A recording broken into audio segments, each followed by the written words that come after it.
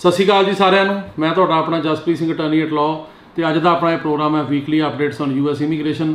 ਇਹਦੇ ਵਿੱਚ ਜਿੱਥੇ ਅਸੀਂ ਤੁਹਾਨੂੰ ਇਮੀਗ੍ਰੇਸ਼ਨ ਦੀਆਂ ਖਬਰਾਂ ਦੀ ਨਵੀਆਂ ਡਿਵੈਲਪਮੈਂਟਸ ਦੀ ਜਾਣਕਾਰੀ ਦਿੰਦੇ ਆ, ਉੱਥੇ ਨਾਲ ਹੀ ਤੁਹਾਡੇ ਜਿਹੜੇ ਸਵਾਲਾਂ ਦੇ ਜਵਾਬ ਉਹ ਵੀ ਦੇਣ ਦੀ ਪੂਰੀ ਕੋਸ਼ਿਸ਼ ਕਰਦੇ ਆ। ਮੈਂ ਬਹੁਤ ਧੰਨਵਾਦੀ ਹਾਂ ਤੁਹਾਡਾ ਕਿ ਤੁਸੀਂ ਇਸ ਪ੍ਰੋਗਰਾਮ ਨੂੰ ਲਾਈਕ ਕਰਦੇ ਹੋ। ਅਸੀਂ ਸਮੇਂ-ਸਮੇਂ ਤੇ ਵੀਡੀਓ ਪਾਉਂਦੇ ਰਹਿੰਦੇ ਆ। ਸਾਡੀ ਕੋਸ਼ਿਸ਼ ਹੁੰਦੀ ਆ ਕਿ ਵੱਧ ਤੋਂ ਵੱਧ ਵੀਡੀਓਜ਼ ਜਿਹੜੀਆਂ ਨੇ ਉਹ ਪਾਈਆਂ ਜਾਣ YouTube ਦੇ ਉੱਤੇ। ਇਹਦੇ ਨਾਲ ਅਸੀਂ ਹੋਰ ਪਲੇਟਫਾਰਮਸ ਤੇ ਵੀ ਹੈਗੇ ਆ। ਅਸੀਂ TikTok ਤੇ ਹੈਗੇ ਆ, ਅਸੀਂ Facebook ਤੇ ਹੈਗੇ ਆ, ਅਸੀਂ Snapchat ਤੇ ਹੈਗੇ ਆ ਤੇ ਅਸੀਂ Instagram ਤੇ ਹੈਗੇ ਆ ਤੇ ਹੁਣ ਅਸੀਂ ਇੱਕ ਜਿਹੜਾ ਹੈਗਾ ਉਹ Twitter ਤੇ ਵੀ ਆ ਗਏ ਆ।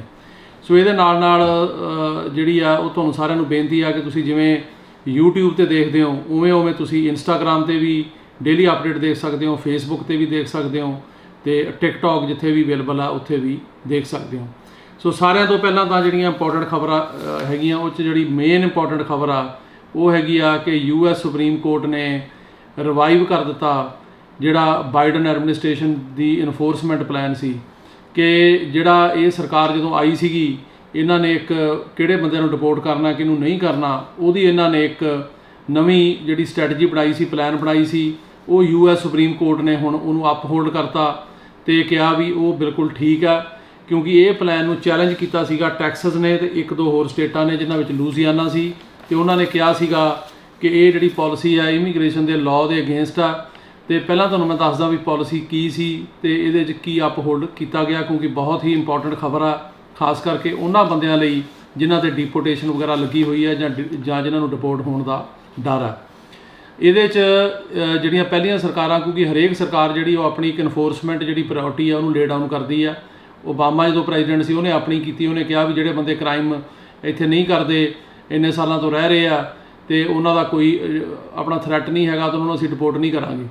ਉਦੋਂ ਬਾਅਦ ਟਰੰਪ ਆ ਗਿਆ, ਉਹਨੇ ਆਪਣੀ ਪਾਲਿਸੀ ਕੀਤੀ, ਉਹਨੇ ਕਿਹਾ ਜ਼ੀਰੋ ਟੋਲਰੈਂਸ ਆ, ਚਾਹੇ ਕਿਸੇ ਨੇ ਕੋਈ ਵੀ ਜਿਹਦੇ ਖਿਲਾਫ ਡੈਪੋਰਟੇਸ਼ਨ ਲੱਗੀ ਆ ਉਹਨੂੰ ਇਨਫੋਰਸ ਕਰਨਾ ਤੇ ਅਸੀਂ ਜਿਹੜਾ ਬੰਦਾ ਵੀ ਆ ਗਿਆ ਇੱਥੇ ਫੜਿਆ ਗਿਆ ਉਹਨੂੰ ਡਿਪੋਰਟ ਕਰਾਂਗੇ, ਜਿਹਦੇ ਖਿਲਾਫ ਡੈਪੋਰਟੇਸ਼ਨ ਲੱਗੀ ਆ ਉਹ ਕਰਾਂਗੇ। ਅਸੀਂ ਕੋਈ ਇਸ ਕਿਸਮ ਦੀ ਜਿਹੜੀ ਮਤਲਬ ਪਾਲਿਸੀ ਨਹੀਂ ਰੱਖਾਂਗੇ ਕਿ ਜਿਹੜੇ ਬੰਦੇ ਅਮਰੀਕਾ ਨੂੰ ਥ੍ਰੈਟ ਨੇ ਉਹੀ ਕਰਨੇ ਆ, ਜਿਹਦੇ ਖਿਲਾਫ ਵੀ ਡਿਪੋਰਟੇਸ਼ਨ ਹੈਗੀ ਉਹਨੂੰ ਕਰਾਂਗੇ। ਪਰ ਕਿਉਂਕਿ ਬੰਦੇ ਜ਼ਿਆਦਾ ਨੇ, ਬਹੁਤ ਜ਼ਿਆਦਾ, ਇਸ ਕਰਕੇ ਉਹਨਾਂ ਨੂੰ ਇੰਨੇ ਨੂੰ ਡਿਪੋਰਟ ਤਾਂ ਨਹੀਂ ਉਹ ਕਰ ਸਕਿਆ। ਪਰ ਉਹਦੀ ਪਾਲਿਸੀ ਜਿਹੜੀ ਆ ਉਹ ਇਸ ਕਿਸਮ ਦੀ ਸੀਗੀ ਜਿਹਨੂੰ ਉਹਨੇ ਨਾਂ ਦਿੱਤਾ ਜ਼ੀਰੋ ਟੋਲਰੈਂਸ ਪਾਲਿਸੀ। ਉਦੋਂ ਬਾਅਦ ਜਦੋਂ ਹੁਣ ਬਾਈਡਨ ਦੀ ਸਰਕਾਰ ਆਈ ਤੇ ਇਹਨਾਂ ਨੇ ਜਿਹੜੀਆਂ ਮਤਲਬ ਪ੍ਰਾਇਓਰਟੀਜ਼ ਲੇ ਡਾਊਨ ਕੀਤੀਆਂ ਵੀ ਕਿਹੜੇ ਬੰਦਿਆਂ ਨੂੰ ਡਿਪੋਰਟ ਕਰਨਾ, ਕਿਹੜੇ ਬੰਦਿਆਂ 'ਤੇ ਕਾਰਵਾਈ ਕਰਨੀ ਆ। ਉਹਦੇ 'ਚ ਇਹਨਾਂ ਨੇ 3 ਕੈਟਾਗਰੀਜ਼ ਬਣਾਈਆਂ। ਪਹਿਲੀ ਕੈਟਾਗਰੀ ਉਹ ਜਿਹੜੇ ਬੰਦੇ ਕਿ ਅਮਰੀਕਾ ਦੀ ਨੈਸ਼ਨਲ ਸਿਕਿਉਰਿਟੀ ਨੂੰ ਥ੍ਰੈਟ ਨੇ, ਜਿਹੜੇ ਬੰਦੇ ਇੱਥੇ ਕਿਸੇ ਗਲਤ ਕੰਮ ਦੇ ਵਿੱਚ ਜਾਂ ਕਿਸੇ ਟੈਰਰਿਜ਼ਮ ਵਗੈਰਾ 'ਚ ਇਨਵੋਲਵਡ ਨੇ ਜਾਂ ਅਮਰੀਕਾ ਦੇ ਖਿਲਾਫ ਨੇ ਜਾਂ ਕਿਸੇ ਹੋਰ ਮੁਲਕ ਦੀ ਇੱਥੇ ਜਿਹੜੀ ਆ ਉਹ ਜਸੂਸੀ ਕਰਦੇ ਆ, ਵੀ ਇਹੋ ਜਿਹੇ ਬੰਦਿਆਂ ਨੂੰ ਅਸੀਂ ਡਿਪੋਰਟ ਕਰਾਂਗੇ। ਦੂਜੀ ਕੈਟਾਗਰੀ 'ਚ ਉਹ ਜਿਨ੍ਹਾਂ ਦੇ ਖਿਲਾਫ ਕ੍ਰਿਮੀਨਲ ਕੇਸਿਸ ਨੇ, ਸੀਰੀਅਸ ਕ੍ਰਿਮੀਨਲ ਚਾਰਜਸ ਨੇ, ਜਿਵੇਂ ਕਿਸੇ ਦੇ ਖਿਲਾਫ ਕੋਈ ਜਿਹੜੇ ਸੈਕਸ਼ੂਅਲ ਅਫੈਂਡਰ ਆ ਜਾਂ ਜਿਹੜਾ ਮਾਈਨਰ ਹੈਗਾ ਉਹਦੇ ਨਾਲ ਕੋਈ ਇਸ ਕਿਸਮ ਦੇ ਚਾਰਜਸ ਨੇ ਜਾਂ ਰੋਬਰੀ ਦੇ ਚਾਰਜਸ ਨੇ ਜਾਂ ਜਿਨ੍ਹਾਂ ਦੇ ਖਿਲਾਫ ਕੋਈ ਜਿਹੜਾ ਹੈਗਾ ਬੈਂਕ ਫਰਾਡ ਦੇ ਚਾਰਜ ਨੇ, ਜਿਨ੍ਹਾਂ ਵਿੱਚ ਜਿਹੜੀ ਸਜ਼ਾ ਆ ਉਹ ਤਕਰੀਬਨ 6 ਮਹੀਨੇ ਤੋਂ ਵੱਧ ਹੁੰਦੀ ਆ ਤੇ ਜੇ ਐਗਰੀਗੇਟ ਜਿਹੜੀ ਸਜ਼ਾ ਸਾਲ ਤੋਂ ਵੱਧ ਹੋ ਜਾਵੇ ਤਾਂ ਉਹ ਬੰਦਾ ਡਿਪੋਰਟ ਹੋ ਸਕਦਾ। ਤਾਂ ਉਸ ਕਿਸਮ ਦੇ ਜਿਹੜੇ ਮਤਲਬ ਜਿਨ੍ਹਾਂ ਨੇ ਕ੍ਰਾਈਮਸ ਕੀਤੇ ਨੇ ਜਾਂ ਰਿਪੀਟ ਅਫੈਂਡਰ ਹੁੰਦੇ ਨੇ ਕਈ, ਜਿਵੇਂ ਕੋਈ ਬੰਦਾ ਡਰੰਕ ਡਰਾਈਵਿੰਗ 'ਚ ਫੜਿਆ ਗਿਆ ਉਹ ਬਾਰ-ਬਾਰ ਫੜਿਆ ਗਿਆ 8-10 ਵਾਰ ਇਹੋ ਜਿਹੇ, ਜਾਂ ਕਈਆਂ ਨੇ ਡੋਮੈਸਟਿਕ ਵਾਇਲੈਂਸ ਕੀਤੀ ਹੁੰਦੀ ਉਹਦੇ 'ਚ ਰਿਪੀਟ ਅਫੈਂਡਰ ਨੇ। ਸੋ ਉਹ ਜਿਹੜੇ ਇਸ ਕਿਸਮ ਦੇ ਜਿਨ੍ਹਾਂ ਦੇ ਖਿਲਾਫ ਸਰਕਾਰ ਇਹ ਸੋਚਦੀ ਆ ਵੀ ਇਹ ਬੰਦੇ ਇੱਥੇ ਅਮਰੀਕਾ 'ਚ ਰਹਿਣਗੇ ਤਾਂ ਇੱਥੋਂ ਦੀ ਜਿਹੜੇ ਆਮ ਲੋਕ ਨੇ ਉਹਨਾਂ ਨੂੰ ਪਰੇਸ਼ਾਨ ਕਰਨਗੇ, ਥ੍ਰੈਟ ਨੇ ਸੇਫਟੀ ਲਈ, ਉਹਨਾਂ ਬੰਦਿਆਂ ਨੂੰ ਡਿਪੋਰਟ ਜਿਹੜਾ ਉਹ ਕੀਤਾ ਜਾਊਗਾ। ਤੀਸਰੀ ਕੈਟਾਗਰੀ ਉਹ ਆ ਜਿਹੜੇ ਬੰਦੇ ਉਹਨਾਂ ਨੇ ਕਿਹਾ ਕਿ 2020 ਤੋਂ ਬਾਅਦ ਐਂਟਰ ਹੋ ਰਹੇ ਨੇ, ਜਿਹੜੇ ਨਵੇਂ ਆ ਰਹੇ ਆ, ਜਿਨ੍ਹਾਂ ਕੋਲੇ ਕੋਈ ਬੇਸ ਹੈ ਨਹੀਂ, ਜਿਨ੍ਹਾਂ ਦਾ ਕੇਸ ਫੇਲ ਹੋ ਗਿਆ ਜਾਂ ਇਹਨਾਂ ਦਾ ਕ੍ਰੈਡੀਬਲ ਫੀਅਰ ਵਗੈਰਾ ਫੇਲ ਹੋ ਜਾਂਦਾ, ਤਾਂ ਇਹਨਾਂ ਨੂੰ ਡਿਪੋਰਟ ਕੀਤਾ ਜਾਊਗਾ। ਇਹ ਪਾਲਿਸੀ ਇਹਨਾਂ ਨੇ ਲੇ ਡਾਊਨ ਕੀਤੀ। ਰੀਜ਼ਨ ਇਹ ਦਿੱਤਾ ਕਿ ਸਾਡੇ ਕੋਲ ਰਿਸੋਰਸਿਸ ਨਹੀਂ ਹੈਗੇ ਕਿ ਅਸੀਂ ਇੰਨੇ ਜ਼ਿਆਦਾ ਬੰਦਿਆਂ ਨੂੰ ਜਿਹੜਾ ਉਹ ਇੱਥੋਂ ਡਿਪੋਰਟ, ਕਿਉਂਕਿ ਇੱਥੇ ਬਹੁਤ ਲੋਕਾਂ ਨੂੰ ਡੈਪੋਰਟੇਸ਼ਨ ਲੱਗੀ ਹੈ ਜਾਂ ਇਲੀਗਲ ਰਹਿ ਰਹੇ ਨੇ ਜਿਨ੍ਹਾਂ ਦੀ ਜਿਹੜੀ ਤਾਦਾਦ ਆ ਉਹ ਮਿਲੀਅਨਸ ਦੇ ਵਿੱਚ ਆ। ਸਰਕਾਰ ਦਾ ਇਹ ਕਹਿਣਾ ਵੀ ਇੰਨੇ ਬੰਦਿਆਂ ਨੂੰ ਡਿਪੋਰਟ ਕਰਨ ਦੀ ਸਾਡੀ ਸਮਰੱਥਾ ਨਹੀਂ ਤੇ ਅਸੀਂ ਸਿਰਫ ਉਹੀ ਡਿਪੋਰਟ ਕਰਾਂਗੇ ਜਿਹੜੇ ਬੰਦੇ ਕਿ ਅਮਰੀਕਾ ਦੀ ਨੈਸ਼ਨਲ ਸਿਕਿਉਰਿਟੀ ਨੂੰ ਥ੍ਰੈਟ ਨੇ ਜਾਂ ਜਿਨ੍ਹਾਂ ਨੇ ਕ੍ਰਾਈਮ ਕੀਤੇ ਨੇ ਜਾਂ ਜਿਹੜੇ ਬੰਦੇ ਇੱਥੇ ਹੁਣ ਰੀਸੈਂਟਲੀ ਆ ਰਹੇ ਨੇ। ਤੇ ਇਹਨੂੰ ਚੈਲੰਜ ਕੀਤਾ ਗਿਆ। ਸੋ ਟੈਕਸਸ ਦੇ ਇੱਕ ਜੱਜ ਨੇ ਸਟੇ ਕਰਤਾ, ਉਹਨੇ ਕਿਹਾ ਕਿ ਜਿਹੜਾ ਇਮੀਗ੍ਰੇਸ਼ਨ ਦਾ ਕਾਨੂੰਨ ਬਣਿਆ ਹੋਇਆ ਉਹਦੇ ਵਿੱਚ ਇਹੋ ਜਿਹੀ ਕੋਈ ਮਤਲਬ ਕਿਸਮ ਦੀ ਜਿਹੜੀ ਹੈਗੀ ਆ ਉਹ ਪ੍ਰੋਵੀਜ਼ਨ ਨਹੀਂ ਹੈਗੀ ਕਿ ਸਰਕਾਰ ਪਿਕ ਐਂਡ ਚੂਜ਼ ਕਰ ਸਕਦੀ ਵੀ ਕਿਹਨੂੰ ਡਿਪੋਰਟ ਕਰਨਾ ਕਿਹਨੂੰ ਨਹੀਂ ਕਰਨਾ। ਉਹਦੇ ਖਿਲਾਫ ਇਹਨਾਂ ਨੇ ਅਪੀਲਾਂ ਕੀਤੀਆਂ। ਹੁਣ US ਸੁਪਰੀਮ ਕੋਰਟ ਕੋਲੇ ਕੇਸ ਗਿਆ ਜਿਹਦਾ ਕਿ ਜਿਹੜਾ ਡਿਸੀਜਨ ਆਇਆ 7 ਜੱਜ ਇੱਕ ਪਾਸੇ ਤੇ 1 ਜੱਜ ਇੱਕ ਪਾਸੇ ਤੇ ਜਿਹੜੀ ਵੋਟ ਆ ਉਹ ਬਾਅਦ ਦੇ ਵਿੱਚ 8 ਜੱਜ ਜਿਹੜੇ ਨੇ ਉਹ ਹੋ ਗਏ ਇੱਕ ਪਾਸੇ ਤੇ 8-1 ਵੋਟ ਜਿਹੜੀ ਹੋਈ ਆ ਵੀ 8 ਜੱਜ ਇਸ ਗੱਲ ਦੇ ਫੇਵਰ ਦੇ ਵਿੱਚ ਆ ਗਏ ਕਿ ਜਿਹੜਾ ਬਾਈਡਨ ਸਰਕਾਰ ਦੀ ਨੀਤੀ ਆ ਉਹ ਬਿਲਕੁਲ ਠੀਕ ਆ ਤੇ ਇਹ ਨੀਤੀ ਦੇ ਤਹਿਤ ਸਰਕਾਰ ਫੈਸਲਾ ਕਰ ਸਕਦੀ ਆ ਕਿ ਕਿਹਨੂੰ ਡਿਪੋਰਟ ਕਰਨਾ ਕਿਹਨੂੰ ਨਹੀਂ ਡਿਪੋਰਟ ਕਰਨਾ। The justices in a 8-1 vote overturned a Texas-based federal judge's ruling in June of last year that blocked the policy nationwide। ਉਹਨੇ ਬਲੌਕ ਕਰਤੀ ਸੀ ਇਹ ਪਾਲਿਸੀ ਤੇ ਸੁਪਰੀਮ ਕੋਰਟ ਨੇ ਕਿਹਾ ਵੀ ਇਹ ਪਾਲਿਸੀ ਠੀਕ ਆ। ਜਿਹੜੀ ਸਰਕਾਰ ਆ ਜਿਹੜੀ ਮੌਕੇ ਦੀ ਸਰਕਾਰ ਆ ਉਹਦੇ ਕੋਲੇ ਅਧਿਕਾਰ ਆ ਕਿ ਉਹਨੇ ਆਪਣੀਆਂ ਕੀ ਇਨਫੋਰਸਮੈਂਟ ਜਿਹੜੀਆਂ ਪਾਲਿਸੀਜ਼ ਨੇ ਉਹ ਲਾਗੂ ਕਰਨੀਆਂ ਨੇ ਤੇ 8 ਜੱਜਾਂ ਨੇ ਇਹਦੇ ਹੱਕ ਦੇ ਵਿੱਚ ਵੋਟ ਪਾਈ ਤੇ ਇੱਕ ਜੱਜ ਜਿਹੜਾ ਉਹਨੇ ਅਗੇਂਸਟ ਪਾਈ। ਤੁਹਾਨੂੰ ਇਹ ਦੱਸ ਦਈਏ ਕਿ ਸੁਪਰੀਮ ਕੋਰਟ ਦੇ ਵਿੱਚ ਅਮਰੀਕਾ 'ਚ 9 ਜੱਜ ਹੁੰਦੇ ਨੇ। ਸੋ ਬੜੀ ਇੰਪੋਰਟੈਂਟ ਸਿਗਨੀਫੀਕੈਂਟ ਡਿਵੈਲਪਮੈਂਟ ਆ ਕਿ ਇਹਨਾਂ ਨੇ ਜਿਹੜੀ ਹੁਣ ਸਰਕਾਰ ਦੀ ਨੀਤੀ ਆ ਕਿ ਕਿਹਨੂੰ ਡਿਪੋਰਟ ਕਰਨਾ ਕਿਹਨੂੰ ਨਹੀਂ ਕਰਨਾ ਜਿਹੜੀ ਇਹਨਾਂ ਨੇ ਲੇ ਡਾਊਨ ਕੀਤੀ ਸੀ ਉਹਨੂੰ ਅਪਹੋਲਡ ਕਰਤਾ, ਉਹਨੂੰ ਸਹੀ ਠਹਿਰਾਇਆ ਤੇ ਇਹਦੇ ਨਾਲ ਹੁਣ ਸਰਕਾਰ ਦੀ ਉਹੀ ਨੀਤੀ ਜਿਹੜੀ ਆ ਉਹ ਲਾਗੂ ਦੁਬਾਰਾ ਹੋ ਜਾਏਗੀ। ਇਸ ਤੋਂ ਇਲਾਵਾ ਜਿਹੜਾ ਅਗਲਾ ਹੀ ਇੱਕ ਹੋਰ ਡਿਸੀਜਨ ਆ ਉਹ ਵੀ US ਸੁਪਰੀਮ ਕੋਰਟ ਦਾ। ਉਹਦੇ ਸੁਪਰੀਮ ਕੋਰਟ ਨੇ ਕਿਹਾ ਕਿ ਇੱਕ ਲਾਅ ਜਿਹੜਾ ਕਿ ਇਹ ਕਹਿੰਦਾ ਕਿ ਜੇ ਕੋਈ ਬੰਦਾ ਇੱਥੇ ਕਿਸੇ ਨੂੰ ਇਲੀਗਲ ਅਮਰੀਕਾ ਦੇ ਵਿੱਚ ਲਿਆਉਂਦਾ ਜਾਂ ਕਿਸੇ ਤੋਂ ਪੈਸੇ ਲੈ ਕੇ ਇੱਥੇ ਗਲਤ ਤਰੀਕੇ ਨਾਲ ਉਹਨੂੰ ਜਿਹੜਾ ਹੈਗਾ ਉਹ ਅਮਰੀਕਾ ਦੇ ਵਿੱਚ ਸਮਗਲ ਕਰਨ ਦੀ ਕੋਸ਼ਿਸ਼ ਕਰਦਾ, ਜੇ ਉਹ ਫੜਿਆ ਜਾਂਦਾ ਤੇ ਉਹਦੇ ਨਾਲ ਜਿਹੜੀ ਸਜ਼ਾ ਹੈਗੀ ਆ ਉਹ ਵੈਲਿਡ ਆ ਹੋਣੀ ਚਾਹੀਦੀ ਆ।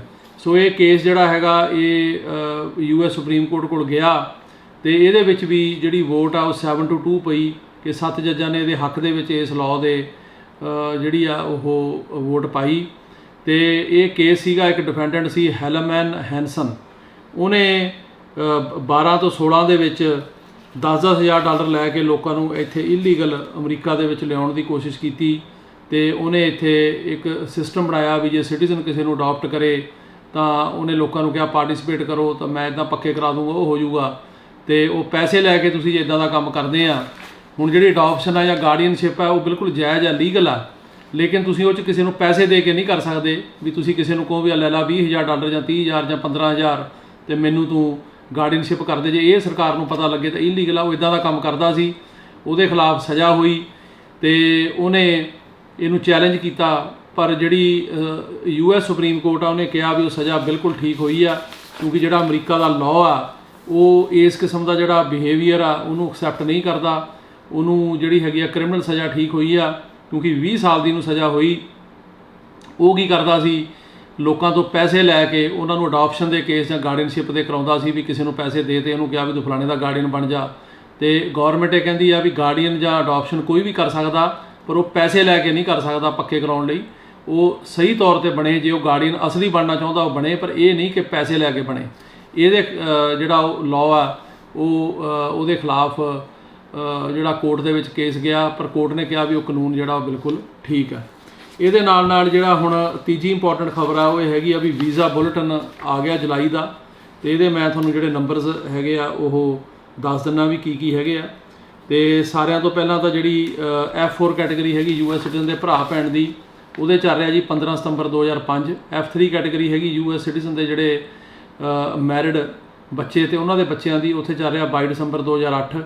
F2B ਆ ਗ੍ਰੀਨ ਕਾਰਡ ਹੋਲਡਰ ਦੇ ਓਵਰ 21 ਜਿਹੜੇ ਅਨਮੈਰਿਡ ਬੱਚੇ ਨੇ 22 ਸਤੰਬਰ 2015। F2 ਆ ਗ੍ਰੀਨ ਕਾਰਡ ਹੋਲਡਰ ਦੇ ਜਿਹੜੇ 21 ਸਾਲ ਤੋਂ ਘੱਟ ਬੱਚੇ ਆ ਤੇ ਹਸਬੈਂਡ ਵਾਈਫ ਆ ਉੱਥੇ ਚੱਲ ਰਿਹਾ ਜੀ 8 ਸਤੰਬਰ 2020। ਤੇ F1 ਜਿਹੜੀ ਕੈਟੇਗਰੀ ਆ ਉਹ ਹੈਗੀ ਆ unmarried sons and daughters of US citizen, ਉੱਥੇ ਆ ਜੀ 15 ਦਸੰਬਰ 2014।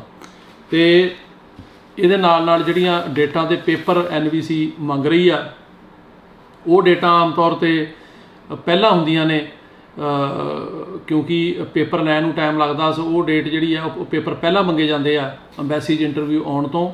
ਸੋ F4 ਕੈਟੇਗਰੀ ਜਿਹੜੇ US ਸਿਟੀਜ਼ਨ ਦੇ ਭਰਾ ਭੈਣ ਤੇ ਉਹਨਾਂ ਦੀ ਬੱਚਿਆਂ ਦੀ ਕੈਟੇਗਰੀ ਉਹ ਹੈ ਜੀ 22 ਫਰਵਰੀ 2006। F3 ਕੈਟੇਗਰੀ ਹੈਗੀ ਆ ਜਿਹੜੇ ਮੈਰਿਡ ਬੱਚੇ ਨੇ US ਸਿਟੀਜ਼ਨ ਤੇ ਉਹਨਾਂ ਦੇ ਅੱਗੇ ਅਨਮੈਰਿਡ ਬੱਚੇ ਉੱਥੇ ਹੈਗੀ 1 ਮਾਰਚ 2010।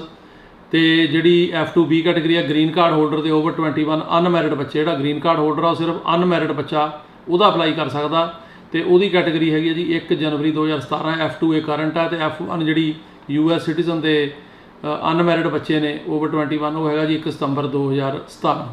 ਸੋ ਇਹ ਜਿਹੜੀਆਂ ਕੈਟੇਗਰੀਆਂ ਨੇ ਇਹਦੇ ਨੰਬਰਸ ਨੇ, ਥੋੜ੍ਹੀ ਜਿਹੀ ਮੂਵਮੈਂਟ ਹੈਗੀ ਆ ਪਰ ਇੰਨੀ ਜ਼ਿਆਦਾ ਸਿਗਨੀਫਿਕੈਂਟ ਨਹੀਂ, ਪਰ ਫਿਰ ਵੀ ਅੱਗੇ ਨਾਲੋਂ ਫਰਕ ਹੈ। ਹੁਣ ਇੰਟਰਵਿਊਜ਼ ਵੀ ਆ ਰਹੀਆਂ ਨੇ ਤੇ ਅੱਗੇ ਨਾਲੋਂ ਕਾफ़ी ज़्यादा ਇੰਪਰੂਵਮੈਂਟ ਜਿਹੜੀ ਆ ਉਹ ਦੇਖਣ ਨੂੰ ਮਿਲ ਰਹੀ ਹੈ, ਪਰ ਬੈਕਲੌਗ ਇੰਨਾ ਇਕੱਠਾ ਹੋਇਆ ਕਿ ਇਹਨੂੰ ਟਾਈਮ ਲੱਗਦਾ। ਇਹਦੇ ਸਿਲਸਿਲੇ ਦੇ ਵਿੱਚ ਹੀ ਤੁਹਾਨੂੰ ਅਸੀਂ ਦੱਸ ਦਈਏ ਕਿ ਨਿਊਯਾਰਕ ਦੇ ਵਿੱਚ ਜਿਹੜੇ ਨਿਊਯਾਰਕ ਦੇ ਸੈਨੇਟਰ ਨੇ ਉਹ ਮੇਰੇ ਦਫ਼ਤਰ ਦੇ ਵਿੱਚ ਆਏ ਤੇ ਉਹਨਾਂ ਦੇ ਨਾਲ ਅਸੀਂ ਗੱਲਬਾਤ ਜਿਹੜੀ ਆ ਉਹ ਕੀਤੀ। ਇਸੇ ਬੈਕਲੌਗ ਬਾਰੇ ਮੈਂ ਉਹਨਾਂ ਨਾਲ ਗੱਲਬਾਤ ਜਿਹੜੀ ਆ ਉਹ ਸ਼ੇਅਰ ਕੀਤੀ। ਤੇ ਸੈਨੇਟਰ ਜਿਹੜੇ ਆ ਉਹ ਕ੍ਰਿਸਟਨ ਗਿਲੀਬ੍ਰੈਂਡ, ਇਹ ਨਿਊਯਾਰਕ ਤੋਂ ਸੈਨੇਟਰ ਨੇ ਤੇ ਜਦੋਂ ਹਿਲਰੀ ਕਲਿੰਟਨ ਦੀ ਸੀਟ ਖਾਲੀ ਹੋਈ ਉੱਥੋਂ ਇਹ ਜਿੱਤੇ। ਤੇ ਸਿਰਫ ਹਰੇਕ ਸਟੇਟ 'ਚੋਂ ਅਮਰੀਕਾ 'ਚ 2 ਸੈਨੇਟਰ ਹੁੰਦੇ ਨੇ ਫੈਡਰਲ, ਤੇ ਨਿਊਯਾਰਕ ਦੀ ਜਿਹੜੀ ਸਟੇਟ ਆ ਉੱਥੇ, ਤੇ ਜਿਹੜਾ ਮੇਰਾ ਆਫਿਸ ਹੈ ਨਿਊਯਾਰਕ ਵਾਲਾ, ਉੱਥੇ ਪਿਛਲੇ ਹਫ਼ਤੇ ਆਏ ਸੀ ਤੇ ਇਹਨਾਂ ਨਾਲ ਮੇਰੀ ਬੜੀ ਲੰਬੀ ਚੌੜੀ ਗੱਲਬਾਤ ਹੋਈ। ਹੋਰ ਵੀ ਜਿਹੜੇ ਇਸ਼ੂਜ਼ ਨੇ ਆਪਣੇ ਕਮਿਊਨਿਟੀ ਦੇ, ਖਾਸ ਕਰਕੇ ਜਿਹੜੇ ਉੱਥੋਂ ਦੇ ਲੋਕਲ ਮਤਲਬ ਗੁਰਦੁਆਰਾ ਸਾਹਿਬਾਨ ਦੀਆਂ ਜਿਹੜੀਆਂ ਸਮੱਸਿਆਵਾਂ ਨੇ ਉਹਦੇ ਬਾਰੇ ਵੀ ਗੱਲਬਾਤ ਹੋਈ। ਉੱਥੇ ਜੋ ਉਹਨਾਂ ਨੂੰ ਚਾਹੀਦਾ ਜਿਹੜੇ ਰਿਸੋਰਸਿਸ ਜਾਂ ਕੁਛ ਉਹਨਾਂ ਦੀਆਂ ਜਿਹੜੀਆਂ ਉਹਨਾਂ ਨੂੰ ਲੋੜ ਸੀ ਕੁਛ ਆਪਣੇ ਕਮਿਊਨਿਟੀ ਦੇ ਕੰਮਾਂ ਲਈ, ਉਹਦੇ ਬਾਰੇ ਵੀ ਗੱਲਬਾਤ ਹੋਈ। ਪਰ ਇਮੀਗ੍ਰੇਸ਼ਨ ਬਾਰੇ ਮੈਂ ਗੱਲਬਾਤ ਕੀਤੀ ਤੇ ਉਹਨਾਂ ਨੇ ਕਿਹਾ ਵੀ, ਮੈਂ ਕਿਹਾ ਵੀ ਆਹ ਬੈਕਲੌਗ ਬਹੁਤ ਜ਼ਿਆਦਾ ਲੰਬਾ ਚੱਲ ਰਿਹਾ ਤੇ ਇਹਦਾ ਹੱਲ ਹੋਣਾ ਚਾਹੀਦਾ, ਤੇ ਨੋਟ ਉਹਨਾਂ ਨੇ ਕਰ ਲਿਆ। ਤੇ ਹੁਣ ਅਸੀਂ ਉਹਨਾਂ ਨੂੰ 2 ਹਫ਼ਤੇ ਨੂੰ ਫਿਰ ਦੁਬਾਰਾ ਫੋਲੋ ਅਪ ਜਿਹੜਾ ਉਹ ਕਰਾਂਗੇ। ਸੋ ਮੇਰੀ ਕੋਸ਼ਿਸ਼ ਹੁੰਦੀ ਆ ਵੀ ਜਿਹੜੇ ਇਹ ਬੈਕਲੌਗ ਦੇ ਕੇਸ ਨੇ ਇਹਨਾਂ ਨੂੰ ਕਿਸੇ ਤਰੀਕੇ ਨਾਲ ਕੀਤਾ ਜਾਵੇ। ਇਹ ਵੀ ਕੋਸ਼ਿਸ਼ ਹੁੰਦੀ ਆ ਕਿ ਜਿਹੜੀ US ਅੰਬੈਸੀ, ਜਿੱਥੇ ਕਿ ਇਮੀਗ੍ਰੈਂਟ ਵੀਜ਼ੇ ਦੀ ਇੰਟਰਵਿਊ ਬੰਬੇ 'ਚ ਹੁੰਦੀ ਹੈ, ਖਾਸ ਕਰਕੇ ਜਿਹੜੇ ਪੰਜਾਬ ਵਾਲੇ ਬੰਦੇ ਨੇ ਉਹਨਾਂ ਨੂੰ ਉੱਥੇ ਨਾ ਜਾਣਾ ਪਵੇ, ਦਿੱਲੀ ਹੋ ਜਾਵੇ, ਇਹ ਵੀ ਅਸੀਂ ਲੱਗੇ ਹੋਏ ਹਾਂ। ਬਾਕੀ ਹੁਣ ਕਿੰਨੇ ਕੁ ਕਾਮਯਾਬ ਹੁੰਦੇ ਆ ਇਹ ਜਿਹੜਾ ਸਮਾਂ ਦੱਸੇਗਾ, ਪਰ ਸਾਡੀ ਕੋਸ਼ਿਸ਼ ਜ਼ਰੂਰ ਆ ਕਿ ਜੋ ਵੀ ਅਸੀਂ ਆਪਣੀ ਕਮਿਊਨਿਟੀ ਲਈ ਕਰ ਸਕੀਏ, ਜਾਂ ਜਿਹੜੇ ਵੱਡੇ ਲੀਡਰ ਨੇ ਅਮਰੀਕਾ ਦੇ, ਇਹਨਾਂ ਦੇ ਧਿਆਨ ਦੇ ਵਿੱਚ ਇੱਦਾਂ ਦੇ ਮਸਲੇ ਲਿਆ ਸਕੀਏ। ਸਾਨੂੰ ਜਦੋਂ ਵੀ ਮੌਕਾ ਮਿਲਦਾ ਅਸੀਂ ਉਹ ਹਮੇਸ਼ਾ ਕਰਦੇ ਹਾਂ। ਇਹਦੇ ਨਾਲ ਜਿਹੜੀ ਹੋਰ ਇੰਪੋਰਟੈਂਟ ਖਬਰ ਹੈਗੀ ਆ ਉਹ ਇਹ ਹੈਗੀ ਆ ਕਿ USCIS ਨੇ ਟੈਂਪਰਰੀ ਪ੍ਰੋਟੈਕਟਿਡ ਸਟੇਟਸ ਜਿਹੜਾ ਉਹ ਵਧਾਤਾ ਇਹਨਾਂ ਕੰਟਰੀਆਂ ਲਈ। ਇਹਨਾਂ ਵਿੱਚ ਹੈਗੀ ਆ ਜੀ ਐਲ ਸੈਲਵਾਡੋਰ, ਹੰਡੋਰਸ, ਨੇਪਾਲ ਤੇ ਨਿਕਾਰਾਗੂਆ। 18 ਮਹੀਨੇ ਲਈ ਇਹਨਾਂ ਦਾ ਜਿਹੜਾ TPS ਸਟੇਟਸ ਆ ਉਹ ਵਧਾ ਦਿੱਤਾ ਗਿਆ। ਜਿਹੜਾ TPS ਸਟੇਟਸ ਹੈ 'ਚ ਗ੍ਰੀਨ ਕਾਰਡ ਨਹੀਂ ਮਿਲਦਾ, ਪਰ ਉਹ ਜਿਹੜਾ ਵਿਅਕਤੀ ਇੱਥੇ ਰਹਿ ਸਕਦਾ ਤੇ ਕੰਮ ਮਤਲਬ ਕਰ ਸਕਦਾ। ਤੇ ਇਹਨਾਂ ਦਾ ਜਿਹੜਾ ਹੁਣ TPS ਸਟੇਟਸ ਆ ਉਹ 18 ਮਹੀਨਿਆਂ ਵਾਸਤੇ ਵੱਧ ਗਿਆ ਹੈਗਾ ਜੂਨ 13, 2023 ਤੋਂ ਬਾਅਦ। ਇਸ ਤੋਂ ਇਲਾਵਾ ਜਿਹੜੀ ਹੋਰ ਇੱਕ ਇੰਪੋਰਟੈਂਟ ਖਬਰ ਆ ਉਹ ਇਹ ਹੈਗੀ ਆ ਕਿ ਇੰਪਲੋਇਮੈਂਟ ਆਥੋਰਾਈਜੇਸ਼ਨ ਕੰਪੈਲਿੰਗ ਸਰਕਮਸਟਾਂਸ ਦੀ ਬੇਸ ਤੇ ਇਮੀਗ੍ਰੇਸ਼ਨ ਜਿਹੜੀ ਆ ਉਹ ਅਲਾਓ ਕਰ ਰਹੀ ਆ ਸਰਟਨ ਕੈਟੇਗਰੀਜ਼ ਦੇ ਵਿੱਚ। ਤੇ ਉਹਦੇ 'ਚ ਇਹ ਹੈ ਕਿ for an applicant to be eligible for an initial EAD employment authorization document based on compelling circumstances they must meet the following eligibility requirements. ਜਿਹੜਾ ਪ੍ਰਿੰਸੀਪਲ ਐਪਲੀਕੈਂਟ ਆ ਜਾਂ ਬੈਨੀਫੀਸ਼ਰੀ ਆ, ਅਪਰੂਵਡ I-140 ਪਟੀਸ਼ਨ ਉਹਦੀ ਹੋਣੀ ਚਾਹੀਦੀ ਆ, ਜਿਹੜੀ ਕਿ immigrant petition for alien worker ਆ, ਤੇ ਫਸਟ, ਸੈਕੰਡ ਜਾਂ third employment based preference category ਦੇ ਵਿੱਚ ਉਹ ਹੋਣਾ ਚਾਹੀਦਾ, ਪਹਿਲੀ ਸ਼ਰਤ। ਦੂਜੀ, ਜਿਹੜਾ ਪ੍ਰਿੰਸੀਪਲ ਐਪਲੀਕੈਂਟ ਆ, ਮੇਨ ਐਪਲੀਕੈਂਟ ਆ, ਜਿਵੇਂ ਹਸਬੈਂਡ ਆ ਜਾਂ ਵਾਈਫ ਆ, ਉਹਦਾ ਵੈਲਿਡ E3 ਹੋਣਾ ਚਾਹੀਦਾ, H1B ਹੋਣਾ ਚਾਹੀਦਾ, ਜਾਂ H1B1 ਹੋਣਾ ਚਾਹੀਦਾ, ਜਾਂ O1 ਜਾਂ L1 ਸਟੇਟਸ ਜਿਹੜਾ ਨਾਨ ਇਮੀਗ੍ਰੈਂਟ ਸਟੇਟਸ ਆ ਉਹ ਹੋਣਾ ਚਾਹੀਦਾ। ਤੇ ਉਹ ਟਾਈਮ ਜਿਹੜਾ ਹੈਗਾ ਉਹ ਵੈਲਿਡ ਹੋਵੇ, ਉਹ ਅੱਗੇ ਉਹ ਵੀਜ਼ੇ ਜਿਹੜੇ ਉਹਨਾਂ ਦੇ ਹੈਗੇ ਉਹ ਵੈਲਿਡ ਹੋਣ। ਤੇ ਜਿਹੜਾ ਐਪਲੀਕੈਂਟ ਆ ਪ੍ਰਿੰਸੀਪਲ, ਉਹਨੇ ਗ੍ਰੀਨ ਕਾਰਡ ਲਈ ਅਪਲਾਈ ਨਾ ਕੀਤਾ ਹੋਵੇ, ਐਡਜਸਟਮੈਂਟ ਆਫ ਸਟੇਟਸ ਵਾਸਤੇ ਅਜੇ ਉਹਦਾ ਫਾਈਲ ਨਾ ਹੋਇਆ ਹੋਵੇ। ਤੇ ਉਸ ਤੋਂ ਇਲਾਵਾ ਜਿਹੜਾ ਹੈਗਾ ਉਹ ਜਿਹੜੀ ਪ੍ਰਾਇਓਰਟੀ ਜਿਹੜੀ ਐਕਸ਼ਨ ਡੇਟ ਆ ਉਹਦੇ ਮੁਤਾਬਕ ਉਹ ਐਲੀਜੀਬਲ ਹੋਣਾ ਚਾਹੀਦਾ। ਤੇ ਇਹਨਾਂ ਨੂੰ ਬਾਇਓਮੈਟ੍ਰਿਕ ਦੇਣੇ ਪੈਣਗੇ, ਇਹਨਾਂ ਦੇ ਫਿੰਗਰਪ੍ਰਿੰਟ ਹੋਣਗੇ, ਤੇ ਉਹਨਾਂ ਜਿਹੜੇ ਡਿਪੈਂਡੈਂਟ ਨੇ ਉਹਨਾਂ ਦੇ ਵੀ ਫਿੰਗਰਪ੍ਰਿੰਟ ਹੋਣਗੇ, ਤੇ ਉਹਨਾਂ ਨੂੰ ਕੋਈ ਫੈਲਨੀ ਜਾਂ ਹੋਰ ਕੋਈ ਕ੍ਰਿਮੀਨਲ ਅਫੈਂਸ ਜਾਂ 2 ਮਿਸਡਿਮੀਨਰ ਤੋਂ ਵੱਧ ਉਹਨਾਂ ਤੇ ਨਾ ਹੋਏ ਹੋਣ। ਇਹਨਾਂ ਕੇਸਾਂ ਦੇ ਵਿੱਚ ਜਿਹੜਾ ਵਰਕ ਪਰਮਿਟ ਆ ਜੇ ਕੰਪੈਲਿੰਗ ਸਰਕਮਸਟਾਂਸ ਦੇ ਵਿੱਚ ਸਰਕਾਰ ਅਲਾਓ ਕਰੇਗੀ। ਇਹ ਜ਼ਿਆਦਾ ਜਿਹੜੇ ਇੰਪਲੋਇਮੈਂਟ ਬੇਸਡ ਕੈਟੇਗਰੀਜ਼ ਨੇ ਉਹਨਾਂ ਲਈ ਆ। ਮੈਂ ਦੱਸਦਾ, ਜਿਹੜੇ ਆ ਪੋਲੀਟੀਕਲ ਅਸਾਈਲਮ ਵਗੈਰਾ ਦੇ ਕੇਸ ਨੇ ਇਹਨਾਂ ਵਾਸਤੇ ਨਹੀਂ, ਇਹਨਾਂ ਦਾ ਸੇਮ ਹੀ ਰੂਲ ਆ ਕਿ ਜਦੋਂ ਤੁਸੀਂ ਅਪਲਾਈ ਕਰਦੇ ਹੋ 180 ਦਿਨ ਬਾਅਦ ਅਪਲਾਈ ਹੁੰਦਾ। ਤੇ ਲੇਕਿਨ ਇਹ ਜਿਹੜੀਆਂ ਮਤਲਬ ਕੈਟੇਗਰੀਜ਼ ਨੇ ਇਹਨਾਂ 'ਚ ਪੋਲੀਟੀਕਲ ਅਸਾਈਲਮ ਨਹੀਂ, ਜਾਂ ਜਿਹੜੀਆਂ ਮੈਰਿਜ ਦੀਆਂ ਬੇਸਿਕ ਕੈਟੇਗਰੀਆਂ ਉਹ ਵੀ ਹੈ ਨਹੀਂ ਗੀਆਂ। ਇਹਨਾਂ 'ਚ ਬੇਸਿਕ ਜਿਹੜੀਆਂ ਕੈਟੇਗਰੀਆਂ ਨੇ ਕਿ I-140 ਇਮੀਗ੍ਰੈਂਟ ਜਿਹੜੀ ਪਟੀਸ਼ਨ ਫॉर ਏਲੀਅਨ ਵਰਕਰ ਆ ਉਹ ਹੋਈ ਹੋਵੇ, ਤੇ ਜਾਂ ਫਿਰ E3 ਤੇ ਬੰਦਾ ਹੋਵੇ, H1B ਤੇ ਹੋਵੇ, H1B1 ਤੇ ਹੋਵੇ, O1 ਜਾਂ L1 ਵੀਜ਼ੇ ਜਿਹੜੇ ਨੇ ਉਹਨਾਂ ਤੇ ਇਹ ਹੋਣਾ ਮਤਲਬ ਚਾਹੀਦਾ। ਤੇ ਉਹਦੇ ਵਿੱਚ ਉਹਨੂੰ ਇੱਕ ਇਹ ਸ਼ੋਅ ਕਰਨਾ ਪੈਣਾ ਵੀ ਸਾਨੂੰ ਬਹੁਤ ਜ਼ਿਆਦਾ ਤੰਗੀ ਹੈਗੀ ਆ, ਸਾਡੇ ਬੱਚੇ ਸਕੂਲ ਜਾਂਦੇ ਨੇ, ਮਤਲਬ ਸਾਡੀ ਮੌਰਗੇਜ ਜਾਂ ਸਾਡੇ ਖਰਚੇ ਇੰਨੇ ਜ਼ਿਆਦਾ ਨੇ ਵੀ ਸਾਨੂੰ ਕੰਮ ਕਰਨ ਦੀ ਲੋੜ ਆ, ਤੇ ਉਹਨਾਂ ਨੂੰ ਉਹ ਇੰਪਲੋਇਮੈਂਟ ਆਥੋਰਾਈਜੇਸ਼ਨ ਦੇ ਸਕਦੇ ਆ। ਪਰ ਬੇਸਿਕਲੀ ਇਹ ਜਿਹੜੀਆਂ ਇੰਪਲੋਇਮੈਂਟ ਬੇਸਡ ਕੈਟੇਗਰੀਆਂ ਉਹਨਾਂ ਲਈ ਆ, ਪੋਲੀਟੀਕਲ ਅਸਾਈਲਮ ਜਾਂ ਜਿਹੜੀ ਵਿਆਹ ਵਗੈਰਾ ਦੀ ਕੈਟੇਗਰੀ ਆ ਉਹਨਾਂ ਲਈ ਨਹੀਂ। ਉਹਨਾਂ ਵਾਸਤੇ ਉਹੀ ਰੂਲ ਜਿਹੜੇ ਪਹਿਲਾਂ ਚੱਲ ਰਹੇ ਆ ਉਹ ਚੱਲਦੇ ਰਹਿਣਗੇ। ਇਸ ਤੋਂ ਇਲਾਵਾ ਜਿਹੜੀ ਹੋਰ ਇੰਪੋਰਟੈਂਟ ਖਬਰ ਆ ਉਹ ਇਹ ਹੈਗੀ ਆ ਜੀ कि USCIS ने कहा कि जिहड़ा हुण पॉलिसी नवीं इन्हां ने अपनाई है, इहदे विच 50% तो वध रिडक्शन हुई आ इलीगल इमीग्रेशन दे विच अमरीका 'च लोकी घੱਟ आए आ। कि जिहड़ी हुण मैं दसदा भी जदों तो टाइटल जिहड़ा हैगा ਉਹ ਇਹ 42 ਬੰਦ ਹੋਇਆ, ਇਸ ਤੋਂ ਬਾਅਦ ਮਈ 'ਚ ਹੋਇਆ ਸੀ।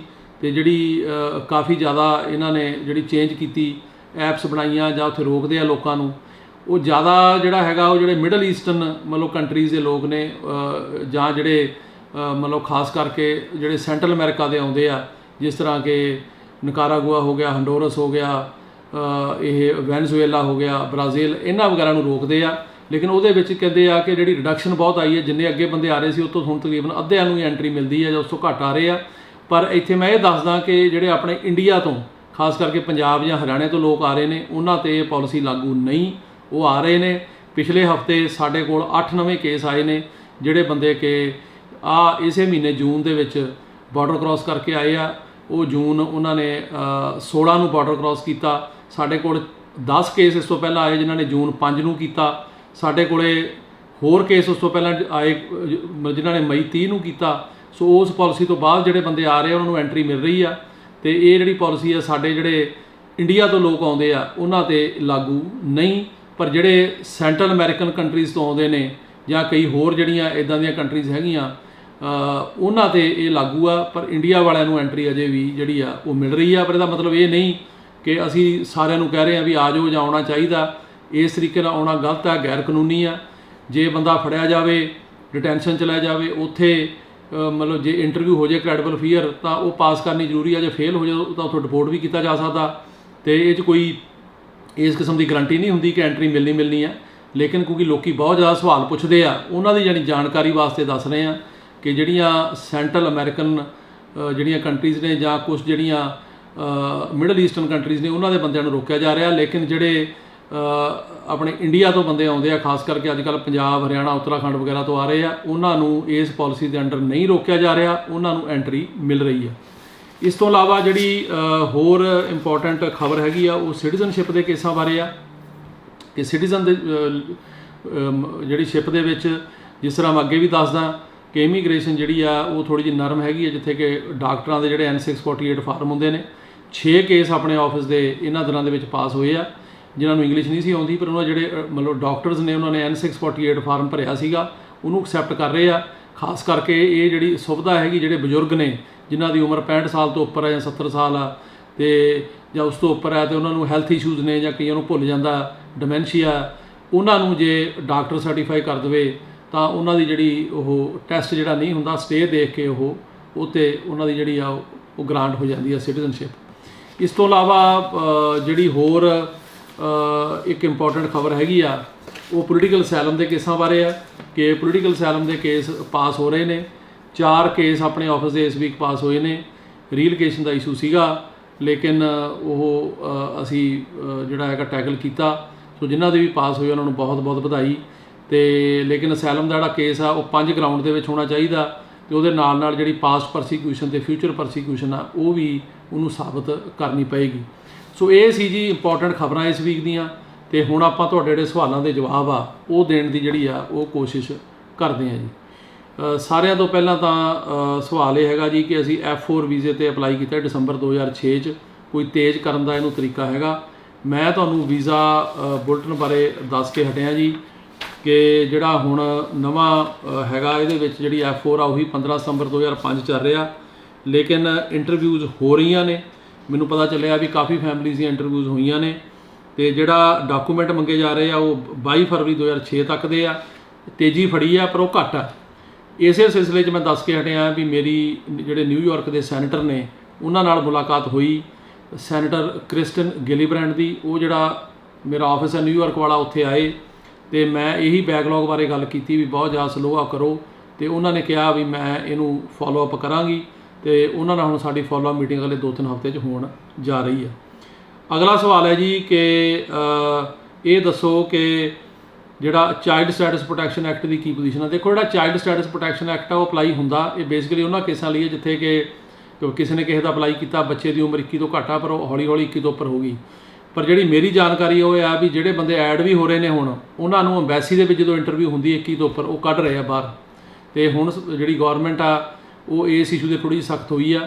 ਸੋ ਜਿਹੜੇ ਚਾਈਲਡ ਸਟੈਟਸ ਪ੍ਰੋਟੈਕਸ਼ਨ ਐਕਟ ਵਾਲੇ ਆ ਜਿਨ੍ਹਾਂ ਨੂੰ ਕਿ ਇੱਥੋਂ ਅਸੀਂ ਐਡ ਕਰਾ ਦਿੰਦੇ ਆ ਉਹਨਾਂ ਨੂੰ ਅੰਬੈਸੀ ਦੇ ਵਿੱਚ ਜਿਹੜੀਆਂ ਉਹ ਦਿੱਕਤਾਂ ਆ ਰਹੀਆਂ ਨੇ।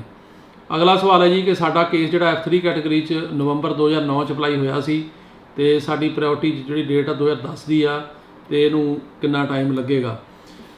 ਜਿਹੜਾ ਹੁਣ ਚੱਲ ਰਿਹਾ ਜੀ ਵੀਜ਼ਾ ਬੁਲਟਨ ਉਹਦੇ ਮੁਤਾਬਕ 2008 ਚੱਲ ਰਿਹਾ, ਪਰ ਜਿਹੜੇ ਡਾਕੂਮੈਂਟ ਨੇ ਜਿਹੜੇ ਲੈਣੇ ਸ਼ੁਰੂ ਕੀਤੇ ਆ ਉਹ 2010 ਦੇ ਹੈਗੇ ਆ। ਸੋ ਤੁਹਾਡਾ ਜੇ ਜੂਨ 2010 ਦਾ ਹੁਣ ਮਾਰਚ ਚੱਲ ਰਿਹਾ, ਮਤਲਬ ਮਾਰਚ 10 ਦੇ ਲੈ ਰਹੇ ਆ, ਤਾਂ ਤੁਹਾਡੇ ਕੋਲ ਪੇਪਰ ਹੋ ਜਲਦੀ ਲੈਣਗੇ। ਹੋ ਸਕਦਾ ਤੁਹਾਨੂੰ ਈਮੇਲ ਆ ਵੀ ਗਈ ਹੋਵੇ। ਅਗਲਾ ਸਵਾਲ ਹੈ ਜੀ ਕਿ ਯੂ ਵੀਜ਼ੇ ਬਾਰੇ ਅਪਡੇਟ ਦਿਓ। ਜਿਹੜਾ ਯੂ ਵੀਜ਼ਾ ਹੁੰਦਾ ਬੇਸਿਕਲੀ ਜੀ ਇਹਦੇ ਬਾਰੇ ਮੈਂ ਵੱਖਰਾ ਪ੍ਰੋਗਰਾਮ ਕਰਾਂਗਾ ਡਿਟੇਲ 'ਚ, ਪਰ ਇਹ ਇਸ ਬੇਸ 'ਤੇ ਆ ਵੀ ਜੇ ਕਿਸੇ 'ਤੇ ਕੋਈ ਕ੍ਰਾਈਮ ਹੋਇਆ, ਕ੍ਰਾਈਮ ਦਾ ਵਿਕਟਮ ਹੈ, ਉਹਨਾਂ ਨੂੰ ਇਨਕਰੇਜ ਕਰਨ ਲਈ ਆ ਵੀ ਗਵਾਹੀ ਵਗੈਰਾ ਦੇਵੇ ਤਾਂ ਜਿਹੜੇ ਕ੍ਰਿਮੀਨਲ ਫੜੇ ਜਾਣ, ਤਾਂ ਕਿ ਇਸ ਕਰਕੇ ਉਹ ਬੰਦਾ ਨਾ ਡਰੇ ਕਿ ਉਹਦੇ ਕੋਲ ਪੇਪਰ ਹੈ ਨਹੀਂ ਵੀ ਡਿਪੋਰਟ ਹੋ ਜਾਏਗਾ। ਸੋ ਕ੍ਰਾਈਮ ਨੂੰ ਰੋਕਣ ਲਈ ਆ।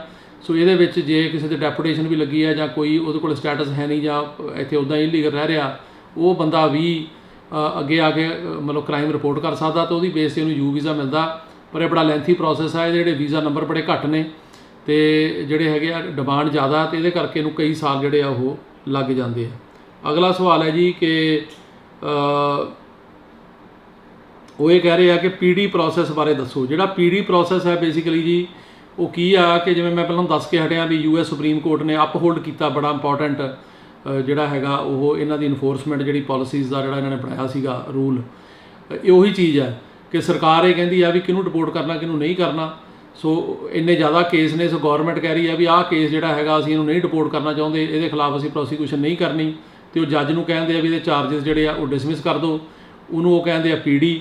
ਲੇਕਿਨ ਉਹ ਬੰਦਾ ਫਿਰ ਆਪਣਾ ਕੇਸ ਅੱਗੇ ਥੱਲੇ ਅਸਾਈਲਮ ਦੇ ਵਿੱਚ ਇਮੀਗ੍ਰੇਸ਼ਨ ਦੇ ਵਿੱਚ ਪਰਸਿਊ ਕਰ ਸਕਦਾ ਤੇ ਉਹ ਇਹ ਰੁਕਾਵਟ ਨਹੀਂ ਹੈਗੀ ਵੀ ਉਹ ਆਪਣਾ ਕੇਸ ਨਹੀਂ ਲੜ ਸਕਦਾ, ਪਰ ਉਹ ਕੇਸ ਨੂੰ ਜਿਹੜੀ ਰਿਮੂਵਲ ਪ੍ਰੋਸੀਡਿੰਗ ਹੈ ਜਿਹੜਾ ਇਮੀਗ੍ਰੇਸ਼ਨ ਜੱਜ ਵਾਲਾ ਸਿਸਟਮ ਆ ਉੱਥੋਂ ਕੱਢ ਦਿੰਦੇ ਆ। ਸੋ ਇੱਕ ਤਾਂ ਇਹ ਪੀਡੀ ਆ। ਦੂਜੀ ਪੀਡੀ ਹੈਗੀ ਆ ਕਿ ਕੇਸ ਹੋਲਡ ਤੇ ਪਾਇਆ ਜਾਂਦਾ ਕੋਰਟ ਦੇ ਵਿੱਚ ਹੀ ਤੇ ਉਹਦੇ ਵਿੱਚ ਨੂੰ ਵਰਕ ਪਰਮਿਟ ਮਿਲੀ ਜਾਂਦਾ, ਕੇਸ ਚੱਲਦਾ ਰਹਿੰਦਾ, ਕੇਸ ਉਹਦਾ ਕੰਪਲੀਟਲੀ ਜਿਹੜਾ ਬੰਦ ਨਹੀਂ ਹੁੰਦਾ, ਟਰਮੀਨੇਟ ਨਹੀਂ ਹੁੰਦਾ। ਇਹ ਵੀ ਇਨਫੋਰਸਮੈਂਟ ਨਾਲ ਸੰਬੰਧਿਤ ਆ। ਗੌਰਮੈਂਟ ਇਹ ਕਹਿੰਦੀ ਆ ਕਿ ਇਹ ਬੰਦਾ ਇਦਾਂ ਦਾ ਵੀ ਇਹਨੇ ਕੋਈ ਕ੍ਰਾਈਮ ਨਹੀਂ ਕੀਤਾ, ਕੁਛ ਨਹੀਂ ਕੀਤਾ, ਇੰਨੀ ਦੇਰ ਤੋਂ ਰਹਿ ਰਿਹਾ, ਟੈਕਸ ਦੇ ਰਿਹਾ, ਜਾਂ ਇਹਦੀਆਂ ਟਾਈਜ਼ ਇੱਥੇ ਨੇ, ਬੱਚੇ ਇੱਥੇ ਨੇ, ਫੈਮਿਲੀ ਇੱਥੇ ਆ, ਜਾਂ ਕੋਈ ਹੋਰ ਰਿਸ਼ਤੇਦਾਰ ਨੇ, ਤਾਂ ਅਸੀਂ ਇਹਨੂੰ ਡਿਪੋਰਟ ਨਹੀਂ ਕਰਨਾ ਚਾਹੁੰਦੇ, ਉਹ ਹੋਲਡ ਤੇ ਪਾਉਂਦੇ ਆ। ਲੇਕਿਨ ਉਹਦੇ ਨਾਲ ਇਹ ਆ ਵੀ ਜਿੱਥੇ ਤੁਹਾਨੂੰ ਅਸਾਈਲਮ ਨਹੀਂ ਮਿਲਦਾ, ਗ੍ਰੀਨ ਕਾਰਡ ਨਹੀਂ ਮਿਲਦਾ, ਇਹ ਉਹਦਾ ਨੁਕਸਾਨ ਜ਼ਰੂਰ ਆ, ਪਰ ਨਾਲ ਡੈਪੋਟੇਸ਼ਨ ਨਹੀਂ ਲੱਗਦੀ, ਉਹ ਤੋਂ ਬੰਦਾ ਬਚ ਜਾਂਦਾ। ਕਈ ਵਾਰੀ ਕਈ ਕੇਸ ਹੀ ਇਸ ਕਿਸਮ ਦੇ ਹੁੰਦੇ ਆ ਕਿ ਜੇ 'ਚ ਉਮੀਦ ਨਹੀਂ ਹੁੰਦੀ ਕੇਸ ਪਾਸ ਹੋਣ ਦੀ, ਉਹਨਾਂ ਲਈ ਅਸੀਂ ਪੀਡੀ ਰਿਕਮੈਂਡ ਕਰਦੇ ਹਾਂ ਤਾਂ ਕਿ ਉਹ ਇੱਥੇ ਰਹੀ ਜਾਣ ਤੇ ਉਹਨਾਂ ਨੂੰ ਜਿਹੜਾ ਵਰਕ ਪਰਮਿਟ ਵਗੈਰਾ ਮਿਲੀ ਜਾਵੇ। ਅਗਲਾ ਸਵਾਲ ਹੈ ਜੀ ਕਿ ਅੰਬੈਸੀ ਨੂੰ ਚੇਂਜ ਬਾਰੇ ਕੋਈ ਹੋ ਸਕਦਾ। ਅਜੇ ਮੈਂ ਟਰਾਈ ਕਰ ਰਿਹਾ ਜੀ, ਮੈਂ ਅਜੇ ਹੁਣੇ ਪਿਛਲੇ ਹਫਤੇ ਸੈਂਟਰ ਨਾਲ ਗੱਲ ਕੀਤੀ ਹੈ ਇਹਦੇ ਬਾਰੇ। ਸੋ ਦੇਖਦੇ ਹਾਂ ਇਹਨੂੰ ਪਰਸਿਊ ਕਰਕੇ ਕੀ ਹੋਏਗਾ। ਅਜੇ ਤੱਕ ਕੋਈ ਉਹਦੇ ਬਾਰੇ ਖਬਰ ਜਿਹੜੀ ਆ ਉਹ ਨਹੀਂ ਹੈ ਜੀ। ਅਗਲਾ ਸਵਾਲ ਹੈ ਜੀ ਕਿ ਇਹ ਦੱਸੋ ਕਿ ਜਿਹੜੇ ਅੰਡਰ ਏਜ ਆਉਂਦੇ ਆ ਉਹਨਾਂ ਦੀ ਕੀ ਸਿਚੁਏਸ਼ਨ ਆ ਬਾਰਡਰ 'ਤੇ। ਜਿਹੜੇ 18 ਸਾਲ ਤੋਂ ਘੱਟ ਆਉਂਦੇ ਆ ਉਹਨਾਂ ਦੀ ਪੋਜੀਸ਼ਨ ਜਿਹੜੀ ਆ ਉਹ ਇਹ ਹੈਗੀ ਕਿ ਉਹਨਾਂ ਦੀ ਜਿਹੜੀ ਪੁੱਛਗਿੱਛ ਘੱਟ ਹੁੰਦੀ ਆ, ਉਹਨਾਂ ਨੂੰ ਕਈ ਵਾਰ ਲੈ ਜਾਂਦੇ ਆ ਜਿਹੜੇ ਇਮੀਗ੍ਰੇਸ਼ਨ ਦੇ ਸੈਂਟਰ ਹੁੰਦੇ ਉਹਨਾਂ ਦੇ ਵਿੱਚ, ਪਰ ਕਈ ਵਾਰੀ ਬਾਰਡਰ ਤੋਂ ਹੀ ਛੱਡ ਦਿੰਦੇ ਆ ਤੇ ਬਾਹਰ ਕੋਈ ਜ਼ਿੰਮੇਵਾਰੀ ਲੈਣ ਵਾਲਾ ਬੰਦਾ ਹੋਵੇ ਉਹਦੀ ਜਿਹੜੀ ਹੈਗੀ ਕਸਟਡੀ 'ਚ ਰਿਲੀਜ਼ ਕਰ ਦਿੰਦੇ, ਪਰ ਸਵਾਲ ਜਵਾਬ ਜਿਹੜੇ ਇੰਟਰਵਿਊ ਵਗੈਰਾ ਉਹ ਘੱਟ ਹੁੰਦੀ ਹੈ। ਅਗਲਾ ਸਵਾਲ ਹੈ ਜੀ ਕਿ ਇਹ ਦੱਸੋ ਕਿ ਬਾਰਡਰ ਦਾ ਕੰਮ ਕੀ ਚੱਲ ਰਿਹਾ। ਮੈਂ ਦੱਸ ਕੇ ਹਟਿਆ ਜੀ ਕਿ ਜਿਹੜੀ ਬਾਰਡਰ ਦੀ ਸਿਚੁਏਸ਼ਨ ਇਹ ਹੈਗੀ ਆ ਕਿ ਅੱਗੇ ਨਾਲੋਂ ਜਿਹੜੀ ਇਮੀਗ੍ਰੇਸ਼ਨ ਜਿਹੜੀ ਇਲੀਗਲ ਇਮੀਗ੍ਰੇਸ਼ਨ ਹੈਗੀ ਉਹ ਘੱਟ ਹੋਈ ਆ, ਪਰ ਉਹ ਜਿਹੜੇ ਸੈਂਟਰਲ ਅਮਰੀਕਨ ਕੰਟਰੀਜ਼ ਤੋਂ ਲੋਕ ਆਉਂਦੇ ਨੇ, ਐਲ ਸੈਲਵਾਡੋਰ, ਬ੍ਰਾਜ਼ੀਲ, ਵੈਨਜ਼ੂਏਲਾ, ਹੰਡੋਰਸ ਵਗੈਰਾ ਤੋਂ, ਉਹਨਾਂ ਦੀ ਆ। ਜਿਹੜੇ ਆਪਣੇ ਇੰਡੀਆ ਤੋਂ ਲੋਕ ਆ ਰਹੇ ਨੇ, ਪੰਜਾਬ, ਹਰਿਆਣਾ, ਉੱਤਰਾਖੰਡ ਵਗੈਰਾ ਤੋਂ ਅੱਜ ਕੱਲ੍ਹ, ਉਹਨਾਂ ਨੂੰ ਨਹੀਂ ਰੋਕ ਰਹੇ, ਉਹ ਆ ਰਹੇ ਆ। ਤੇ ਸਾਡੇ ਕੋਲ ਤਕਰੀਬਨ ਹਰ ਹਫਤੇ ਹੀ ਬੰਦੇ ਇੱਦਾਂ ਦੇ ਆਉਂਦੇ ਆ ਕੇਸ ਲਾਉਣ, ਜਿਹੜੇ ਕਿ ਹੁਣ ਰੀਸੈਂਟਲੀ ਆਏ ਆ ਤੇ ਉਹਨਾਂ ਦੇ ਅਸੀਂ ਪ੍ਰੋਸੈਸਿੰਗ ਕਰਦੇ ਹਾਂ ਤੇ ਉਹਦੇ 'ਚ ਕੋਈ ਰੁਕਾਵਟ ਨਹੀਂ ਤੇ ਇਹਦੇ 'ਚ ਕੋਈ ਪ੍ਰੋਬਲਮ ਨਹੀਂ ਆ ਰਹੀ। ਪਰ ਮੈਂ ਫੇਰ ਕਹਿ ਰਿਹਾ, ਇਹਦਾ ਮਤਲਬ ਇਹ ਨਹੀਂ ਕਿ ਅਸੀਂ ਕਹਿ ਰਹੇ ਹਾਂ ਵੀ ਆਓ, ਇਹ ਤਰੀਕਾ ਗਲਤ ਹੈ, ਇਹਦੇ ਨਾਲ ਨਹੀਂ ਆਉਣਾ ਚਾਹੀਦਾ, ਕਾਨੂੰਨ ਦੀ ਵਾਇਲੇਸ਼ਨ ਆ। ਪਰ ਜਿਹੜੀ ਸਿਚੁਏਸ਼ਨ ਇਹ ਆ ਕਿ ਐਂਟਰੀ ਉਹਨਾਂ ਨੂੰ ਜਿਹੜੀ ਆ ਉਹ ਮਿਲ ਰਹੀ ਹੈ। ਅਗਲਾ ਸਵਾਲ ਹੈ ਜੀ ਜੇ ਕੋਈ ਟੂਰਿਸਟ ਵੀਜ਼ੇ 'ਤੇ ਆਵੇ ਇੱਥੇ ਅਸਾਈਲਮ ਅਪਲਾਈ ਕਰ ਸਕਦਾ। ਹਾਂਜੀ, ਬਿਲਕੁਲ ਕਰ ਸਕਦਾ, ਕਿਉਂਕਿ ਅਸਾਈਲਮ ਦੇ 5 ਗਰਾਊਂਡ ਹੁੰਦੇ ਨੇ। ਜੇ ਉਹਨਾਂ ਦੇ ਵਿੱਚ ਉਹਦਾ ਕੇਸ ਆਉਂਦਾ ਪਲੱਸ ਉਹ ਇਹ ਪ੍ਰੂਵ ਕਰ ਸਕੇ ਉਹਨੂੰ ਪਹਿਲਾਂ ਕੁੱਟਮਾਰ ਪਰਸੀਕਿਊਸ਼ਨ ਹੋਈ ਹੈ, ਜੇ ਵਾਪਸ ਜਾਏਗਾ ਫਿਰ ਹੋਏਗੀ, ਤਾਂ ਉਹ ਅਸਾਈਲਮ ਜਿਹੜਾ ਉਹ ਜ਼ਰੂਰ ਲਾ ਸਕਦਾ। ਅਗਲਾ ਸਵਾਲ ਹੈ ਜੇ ਕੋਈ ਬਾਰਡਰ ਕ੍ਰਾਸ ਕਰਕੇ ਆਵੇ ਤਾਂ ਉਹਦਾ ਗਾਰਡੀਅਨਸ਼ਿਪ ਦੀ ਕੀ ਸਿਚੁਏਸ਼ਨ ਹੈ। ਗਾਰਡੀਅਨਸ਼ਿਪ ਕਰ ਸਕਦਾ? ਹਾਂਜੀ, ਕਰ ਸਕਦਾ ਗਾਰਡੀਅਨਸ਼ਿਪ, ਕਿਉਂਕਿ ਜੇ ਫਰਜ਼ ਕਰੋ ਕੋਈ ਬੰਦਾ ਵੀ ਉੱਥੋਂ ਬਾਰਡਰ ਕ੍ਰਾਸ ਕਰਕੇ ਆਉਂਦਾ ਜੇ ਉਹਦੀ ਉਮਰ 21 ਸਾਲ ਤੋਂ ਘੱਟ ਆ, ਕੋਈ ਕਈ ਸਟੇਟਾਂ ਦੇ ਵਿੱਚ ਜਿਹੜੀ ਗਾਰਡੀਅਨਸ਼ਿਪ ਆ ਉਹਦੀ 21 ਸਾਲ ਤੋਂ ਘੱਟ ਏਜ ਹੁੰਦੀ ਆ, ਜਿਵੇਂ ਕਿ ਖਾਸ ਕਰਕੇ ਕੈਲੀਫੋਰਨੀਆ ਜਾਂ ਜਿਹੜਾ ਸੈਟਲ ਵਾਸ਼ਿੰਗਟਨ ਜਾਂ ਨਿਊਯਾਰਕ, ਉੱਥੇ ਜੇ 21 ਤੋਂ ਘੱਟ ਆ ਅਤੇ ਉਹਦਾ ਕੋਈ ਗਾਰਡੀਅਨ ਹੈਗਾ ਜਿਹੜਾ ਸਿਟੀਜ਼ਨ ਜਾਂ ਗ੍ਰੀਨ ਕਾਰਡ ਹੋਲਡਰ ਉਹਦੇ ਕੋਲ ਰਹਿ ਸਕਦਾ, ਤਾਂ ਉਹ ਇਹ ਕੰਮ ਮਤਲਬ ਕਰ ਸਕਦਾ। ਅਗਲਾ ਸਵਾਲ ਹੈ ਜੀ ਕਿ ਮੇਰੇ ਮਦਰ ਜਿਹੜੇ ਨੇ ਉਹ US ਦੇ ਵਿੱਚ ਨੇ, ਉਹਨਾਂ ਦਾ ਮੈਂ I-13485 ਕੀਤਾ ਸੀਗਾ, ਮੈਡੀਕਲ ਵੀ ਸਬਮਿਟ ਕਰਤਾ, ਇਹਨੂੰ ਕਾਫੀ ਟਾਈਮ ਲੱਗੇਗਾ। ਹਾਂਜੀ, ਇਹਨੂੰ ਅੱਜ ਕੱਲ੍ਹ ਕਾਫੀ ਟਾਈਮ ਲੱਗ ਰਿਹਾ, 2 ਤੋਂ 2.5 ਸਾਲ ਦਾ ਟਾਈਮ ਹੈ, ਸੋ ਤੁਹਾਨੂੰ ਵੇਟ ਕਰਨੀ ਪੈਣੀ ਹੈ। ਅਗਲਾ ਸਵਾਲ ਹੈ ਜੀ ਕਿ ਮੈਨੂੰ ਅਪਰੂਵਲ ਨੋਟਿਸ ਆ ਗਿਆ I-765 ਦਾ ਅਤੇ ਮੇਰਾ ਕਾਰਡ ਨਹੀਂ ਅਜੇ ਆਇਆ। ਆਮ ਤੌਰ 'ਤੇ ਅਪਰੂਵਲ ਨੋਟਿਸ ਤੋਂ ਬਾਅਦ ਕਾਰਡ 2-3 ਵੀਕਾਂ 'ਚ ਆਉਣਾ ਚਾਹੀਦਾ, ਪਰ ਕਈ ਵਾਰੀ ਕਈਆਂ ਨੂੰ 1.5-2 ਮਹੀਨੇ ਵੀ ਲੱਗ ਜਾਂਦੇ ਆ। ਤੁਸੀਂ ਉੱਥੇ ਉਹਨਾਂ ਨੂੰ ਜਿਹੜਾ ਪਰਸਿਊ ਕਰੋ। ਅਗਲਾ ਸਵਾਲ ਹੈ ਜੀ ਕਿ ਵਿਜ਼ਟਰ ਵੀਜ਼ੇ ਵਾਲੇ USA ਅਸੈਲਮ ਲਾ ਸਕਦੇ ਆ ਕਿ ਨਹੀਂ? ਹਾਂਜੀ, ਲਾ ਸਕਦੇ ਆ। ਜੇ ਉਹਨਾਂ ਦਾ ਕੇਸ ਜਿਹੜੇ ਅਸੈਲਮ ਦੇ 5 ਗਰਾਊਂਡ ਉਹਨਾਂ 'ਚ ਆਉਂਦਾ ਅਤੇ ਉਹ ਇਹ ਪ੍ਰੂਵ ਕਰ ਸਕਦੇ ਕਿ ਉਹਨਾਂ ਨੂੰ ਖਤਰਾ ਹੈਗਾ, ਉਹਨਾਂ ਕੋਲ ਡਾਕੂਮੈਂਟੇਸ਼ਨ ਹੈਗੀ, ਪ੍ਰੂਫ ਹੈਗੇ ਸਾਬਤ ਕਰਨ ਦੇ, ਤਾਂ ਉਹ ਕੇਸ ਜਿਹੜਾ ਉਹ ਜ਼ਰੂਰ ਲਾ ਸਕਦੇ ਆ। ਇਹਦੇ ਨਾਲ ਜਿਹੜੇ ਹੋਰ ਤੁਹਾਡੇ ਕੁਝ ਸਵਾਲ ਆਏ ਆ, ਉਹਨਾਂ ਦੇ ਵਿੱਚ ਸਵਾਲ ਇੱਕ ਸਿਟੀਜ਼ਨਸ਼ਿਪ ਬਾਰੇ ਆ। ਉਹਦੇ ਬਾਰੇ ਮੈਂ ਦੱਸ ਕੇ ਹਟਿਆ ਹੀ ਆ ਕਿ ਜਿਹੜੀ ਸਿਟੀਜ਼ਨਸ਼ਿਪ ਹੈਗੀ ਆ ਉਹਦੇ 'ਚ ਬੇਸਿਕਲੀ ਜਿਹੜੀਆਂ ਡੇਟਾ ਹੈਗੀਆਂ ਉਹ ਹੁਣ ਆ ਰਹੀਆਂ ਨੇ, ਤੇਜ਼ ਆ ਰਹੀਆਂ ਅੱਗੇ ਨਾਲੋਂ, ਅਤੇ ਮੈਡੀਕਲ ਦੀ ਬੇਸ ਦੇ ਉੱਤੇ ਲੋਕਾਂ ਨੂੰ ਜਿਹੜਾ ਹੈਗਾ ਉਹਦੇ ਜਿਹੜੀ ਸੁਵਿਧਾ ਹੈਗੀ ਆ ਉਹ ਮਿਲ ਰਹੀ ਆ। ਜਿਨ੍ਹਾਂ ਨੇ ਅਜੇ ਫਰਜ਼ ਕਰੋ ਮਤਲਬ ਕਿਸੇ ਨੇ ਨਹੀਂ ਮੈਡੀਕਲ ਵਗੈਰਾ ਜਿਹੜਾ ਹੈਗਾ ਉਹ ਲਿਆ ਹੋਇਆ ਅਤੇ ਨਹੀਂ ਟੈਸਟ ਦੇਣਾ ਚਾਹੁੰਦਾ ਜਾਂ ਨਹੀਂ ਦੇ ਸਕਦਾ, ਉਹਨੂੰ ਉਹਦੇ 'ਚ ਜੇ ਮੈਡੀਕਲ ਠੀਕ ਆ ਉਹਨੂੰ ਐਕਸੈਪਟ ਕਰ ਲੈਣ ਤਾਂ ਸਿਟੀਜ਼ਨਸ਼ਿਪ ਜਿਹੜੀ ਆ ਉਹ ਬਣਾਈ ਜਾ ਸਕਦੀ ਹੈ। ਅਗਲਾ ਸਵਾਲ ਹੈ ਜੀ ਕਿ ਮੈਂ ਆਪਣੇ ਪੇਰੈਂਟਸ ਦੀ ਪਟੀਸ਼ਨ ਅਪਲਾਈ ਕੀਤੀ ਹੋਈ ਹੈ। ਮੇਰੇ ਫਾਦਰ 20 ਸਾਲ ਪਹਿਲਾਂ UK ਤੋਂ ਡਿਪੋਰਟ ਹੋ ਕੇ ਦਾ ਕ੍ਰਿਮੀਨਲ ਰੈਕਡ ਆ, ਪ੍ਰੋਬਲਮ ਆ ਸਕਦੀ? ਬਿਲਕੁਲ ਆ ਸਕਦੀ ਹੈ ਜੀ, ਕਿਉਂਕਿ ਇਹ ਜਿਹੜੀ ਸਮੱਸਿਆ ਹੈਗੀ ਆ ਇਹ ਕਿਉਂਕਿ ਜੇ ਤੁਹਾਡਾ ਰੈਕਡ ਹੋਵੇ ਉਹ ਕੱਢ ਲੈਣ, ਪਰ ਆਮ ਤੌਰ 'ਤੇ ਜੇ ਫੋਰਨ ਕੰਟਰੀ ਦਾ ਰੈਕਡ ਆ ਉਹ ਅਮਰੀਕਾ 'ਤੇ ਇਸ ਕਿਸਮ ਦਾ ਬਾਰ ਤਾਂ ਨਹੀਂ ਲੱਗਦਾ। ਜੇ ਅਮਰੀਕਾ ਦੇ ਵਿੱਚ ਰੈਕਡ ਹੋਵੇ ਉਹਦਾ ਜ਼ਿਆਦਾ ਜਿਹੜਾ ਹੈਗਾ ਨੁਕਸਾਨ ਆ, ਲੇਕਿਨ ਫਿਰ ਵੀ ਇਹਦੇ ਵਾਸਤੇ ਪ੍ਰੋਬਲਮ ਜਿਹੜੀ ਆ ਉਹ ਆ ਸਕਦੀ ਆ। ਅਗਲਾ ਸਵਾਲ ਹੈ ਜੀ ਕਿ ਮੇਰੀ PT ਮਾਰਚ ਜਿਹੜੀ ਹੈਗੀ ਡੇਟ F3 ਕੈਟੇਗਰੀ 2010 ਹੈ, ਅਤੇ ਹੁਣ ਮੈਨੂੰ ਇਹਦੇ 'ਚ ਕਿੰਨਾ ਟਾਈਮ ਲੱਗੇਗਾ, ਅਤੇ ਮੇਰੀ ਸਿਚੁਏਸ਼ਨ ਚੇਂਜ ਹੋ ਗਈ ਆ, ਮੇਰੇ ਹਸਬੈਂਡ ਦੀ ਡੈਥ ਹੋ ਗਈ ਆ। ਇਹ ਤੁਹਾਨੂੰ ਉਹਨਾਂ ਨੂੰ ਅਪਡੇਟ ਕਰਨਾ ਪੈਣਾ ਜੀ, ਇਮੀਗ੍ਰੇਸ਼ਨ ਨੂੰ ਆਪਣਾ ਸਾਰਾ ਅਪਡੇਟ ਕਰੋ, ਉਦੋਂ ਬਾਅਦ ਫਿਰ ਇਹ ਦੇਖਣ ਵਾਲੀ ਗੱਲ ਹੈ ਕਿ ਉਹ ਇਹਨੂੰ ਕਿਸ ਤਰ੍ਹਾਂ ਕਰਦੇ, ਕਿੰਨਾ ਟਾਈਮ ਲੱਗਦਾ। ਅਗਲਾ ਸਵਾਲ ਹੈ ਜੀ ਕਿ ਜਿਹੜੇ ਅਸੈਲਮ ਦੇ ਗਰਾਊਂਡ ਨੇ ਉਹਨਾਂ ਦੇ ਵਿੱਚ ਕੇਸ ਹੋਵੇ ਤਾਂ ਕੀ ਉਹ ਕੇਸ ਹੋ ਸਕਦਾ? ਕਿ ਹਾਂਜੀ, ਕਿਉਂ ਨਹੀਂ ਹੋ ਸਕਦਾ। ਜੇ ਡਾਕੂਮੈਂਟੇਸ਼ਨ ਜਿਹੜੀ ਤੁਹਾਡੇ ਕੋਲ ਹੈਗੀ ਆ ਪ੍ਰੋਪਰ, ਜਿਹੜੇ ਅਸੈਲਮ ਦੇ 5 ਗਰਾਊਂਡਾਂ ਵਿੱਚ ਤੁਹਾਡਾ ਕੇਸ ਆਉਂਦਾ, ਤੁਸੀਂ ਇਹ ਸ਼ੋਅ ਕਰ ਸਕਦੇ ਹੋ ਕਿ ਪਰਸੀਕਿਊਸ਼ਨ ਹੋਈ ਹੈ, ਕੁੱਟਮਾਰ ਹੋਈ ਆ, ਅਤੇ ਗਾਂਹ ਜੇ ਜਾਓਗੇ ਫਿਰ ਵੀ ਖਤਰਾ ਹੋਏਗਾ, ਤਾਂ ਜ਼ਰੂਰ ਜਿਹੜਾ ਉਹ ਹੋ ਸਕਦਾ। ਸੋ ਇਹ ਸੀ ਜੀ ਤੁਹਾਡੇ ਸਵਾਲਾਂ ਦੇ ਜਵਾਬ। ਆਸ ਹੈ ਕਿ ਤੁਹਾਨੂੰ ਅੱਜ ਦਾ ਪ੍ਰੋਗਰਾਮ ਪਸੰਦ ਆਇਆ ਹੋਵੇਗਾ। ਇਸੇ ਤਰ੍ਹਾਂ ਹੀ ਮਿਲਾਂਗੇ ਅਗਲੇ ਹਫ਼ਤੇ। ਸਤਿ ਸ਼੍ਰੀ ਅਕਾਲ ਜੀ।